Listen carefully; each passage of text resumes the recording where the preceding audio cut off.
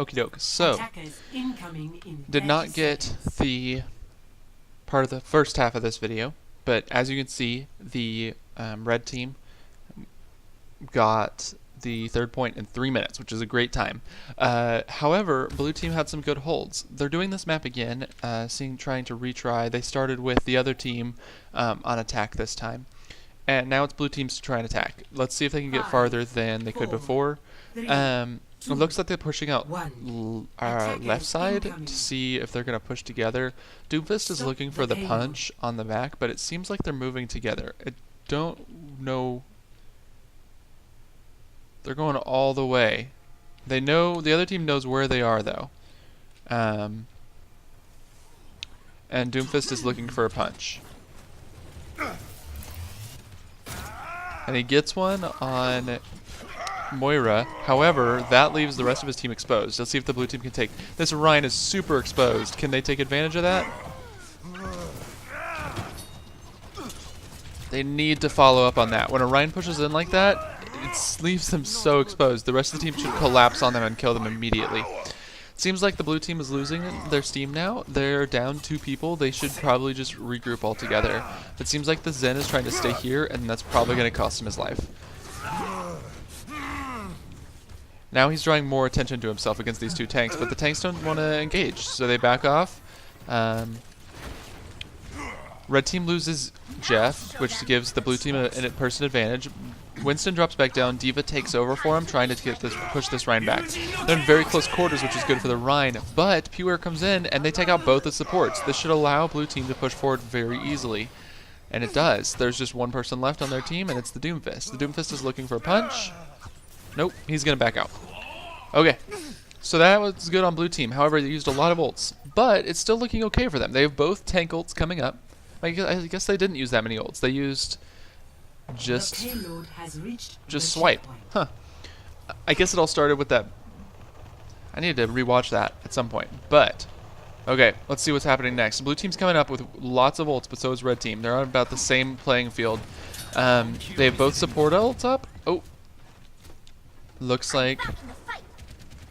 Oh, okay, so that D.Va ult wasn't actually an ult, it was Baby D.Va getting back in mech. So, but it doesn't matter, we're still getting close. So, the red team has the Zarya ult, which is going to be a big deal if it can combo with a Space Jam, if it can get the Doomfist to land on it, or if they just get it... Oh, there we go. They're going into it. There we go. Blue team... Okay, blue team blew a lot of ults there also. But it seems like they did okay. So it seems like they used the Zarya ult without knowing what to use to follow up, and that didn't turn out well for them. Not having anything to really follow up on that is allowing the blue team to push very far right now. And they're doing a good job of following up on those kills to see if they can stagger more. One good goal is... Oh, that's a shatter, but it... Oh, it got Zen, but it just... Ryan can't follow up on that. No one is there to follow up. I don't think he communicated that well, but... Yeah, blue team's pushing up top right. Good plan. Let's see where they can go from here. They're grouping up on payload.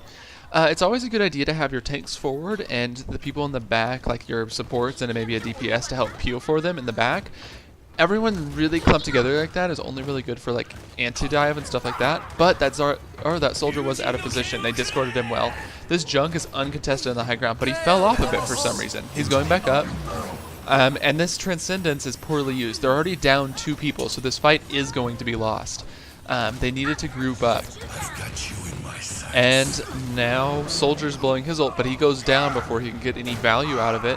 Ryan tries to charge, but he charges it alone, goes down. They're just so staggered at this point. They're trying to keep Zarya alive. Zarya's the last one, and they go down. And they're going to push him all the way. And they're going to get even better time. So, oh.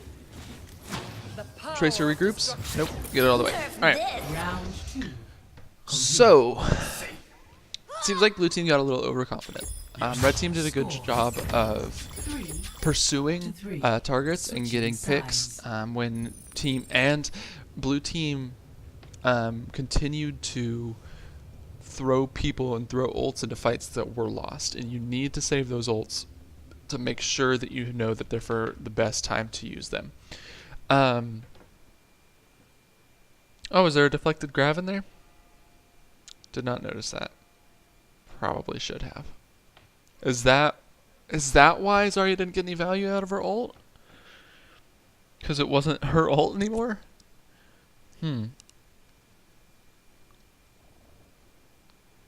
Okay.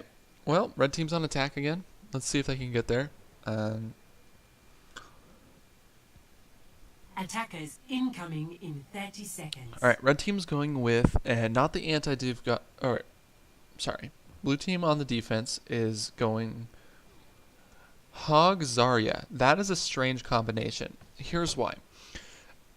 There is no main tank, and that's important for both Hog and Zarya. Hog and Zarya both depend upon a main tank to do well. I think that they're going for area of control, push people off payloads, but I don't think that's going to work out for them. Okay, they're going Pharah. Pharah isn't great for both in overtime and dealing, but it went down. And dealing with, they have the Zen and Soldier and Moira who can put damage onto her. She is being pocketed by the Zen, which is good, but I think there's going to be some trouble here. Blue teams see all that damage that's hitting them. That's because they don't have a main tank. Zarya needs the bubble to be put on the main tank to get her charge and be able to back up behind it. And the same with Hog. He needs to be able to hook and then retreat. And that's exactly what happened. The red team was able to just push forward and take out people because there was nobody holding positions. There was no one really keeping them from just moving forward, like a main shield tank or a disruptor tank like Winston will make them turn around and stop them from just moving forward. But they did a good job of dying together, and none of them got close. None of them got split, which is good. I don't think they did that intentionally, but it worked out well for them. This Pharah, oh, here comes the D.Va ult. Didn't lose anyone to it. Good job on them. There is the Tracer behind, and they send the Rhine to go deal with them. That's not a good idea. You have to have someone who's able to peel, and I would send the Genji or the Pharah to go do that. They pop the Coalescence, okay. They're using it to, looks like they're using it primarily to heal, well first, okay, that's big. Pulse, that's going to just clean up everything. It's a huge sticky on P-Ware, and they just can't really group up after that. Let's see if Tamaru tries to, nope. Okay.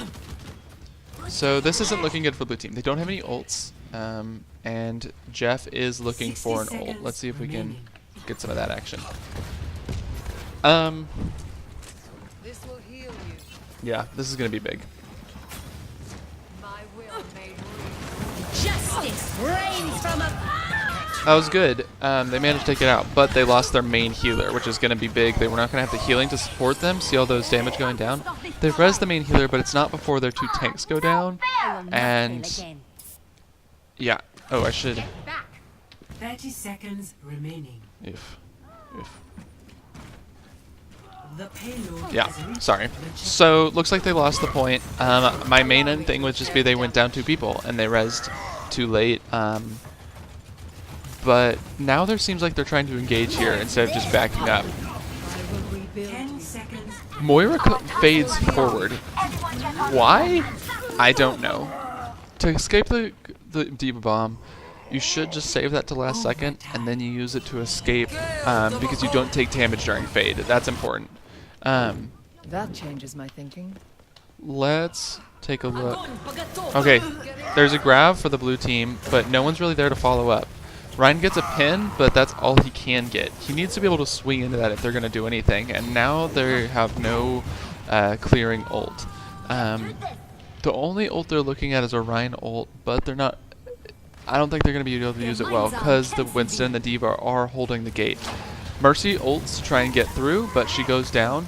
Ryan is going to try and push through. He's going to ult soon. Here it comes. That's a huge. That's going to be very big. If their team had followed up on it, the D.Va's going to be low. Oh, here comes the ult. Yep, that's going to push it all the way. Round 3 complete. So they were just scattered. They were trying to contest it, which is good, but They died all out of order, and so they had to send in different people to get in. What I'm saying by that is their Mercy had to go in first, and then she died. And without the Mercy, your main healers are going to suffer. So when your Rhine ults, the other damage, even though there's not much of it, is going to be major against your team, and you won't be able to heal it back up. And it won't keep you alive to really capitalize on that. You're not going to be able to capitalize on the Rhine ult, even though it was big. When you have the Rhine ult, I don't think Rhine had his charge because he used it to get out of spawn faster, which I think they were going to hold fast longer than that. So it might have been smarter to just walk out, shatter, swing, charge. You're going to get at least 2 kills there. More if you're like a teammate is there to help follow up on that. It was good. I think if I remember correctly, there was some sort of shield that was around, but and the payload was in the middle, and so it kind of blocked the team from really capitalizing on that. But anyway, okay. Blue team's going with a pharmacy dive. Okay. Red team's going with counter dive. Without the junk, they have a tracer flanker instead, but they have the McCree to stun. Blue team's trying to go over the top. They lost the Mercy. That's going to be unfortunate. So Tamara has to drop back. Genji's pushing a payload. Genji should never push a payload. Pharah flies right in front of them. Yeah, you're going to die to that. You can't just dive in front of them. But they are going to res her, so that's okay. Red team rotates. Good. That's important. You have to rotate that fast. Tracer takes out the Winston, which is going to be unfortunate. There's no res for that. And now she's looking for the Pharah, which has a Discord on her. And they're trying to push through, and get some pick damage over top. Hot Sauce already has ult.